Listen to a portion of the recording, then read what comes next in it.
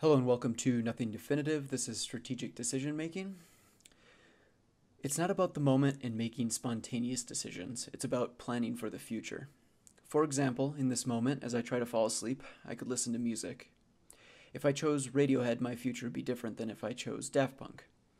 This is because my brain chemistry would react differently to the different styles of music, and thus different thoughts would emerge and lead me down different cognitive paths.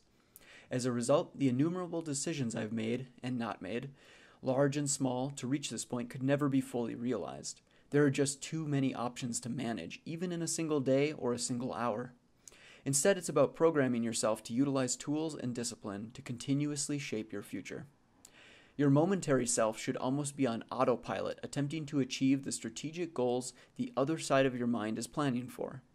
This means you need to understand yourself and learn methods to manage the chemistry and situations that arise each day and alter them in your favor. It's a long game of carefully crafted statistical choices, which means the sooner you start, the better you may fare later in life. The other way I've imagined it is like a radial menu from the Sims video game franchise. Each moment has a menu available to it with a myriad of options to choose from.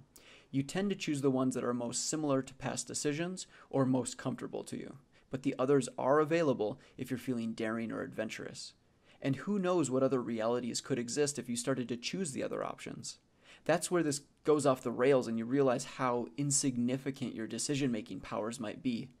Have you ever really made a truly conscious decision before? And even if you have, it may be one decision out of hundreds or thousands in a day. Is that even significant? Does that really affect the outcome in any meaningful way? That's why it may be more about long-term strategy than momentary decision-making, because developing mental tools shapes the statistical outcomes over time.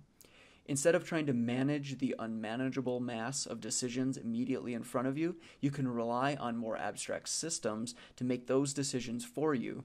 Then you can spend your conscious effort improving those tools so that as situations arise, you can make the right, productive, and principled decision. Thank you for listening. Additional note, I came to this conclusion after auditing my own decisions throughout many days over the past couple years.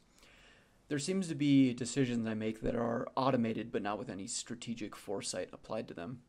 They are relics from my past life that don't really benefit me in any way. They're bad habits or laziness or just unaware actions that could be replaced with something more useful.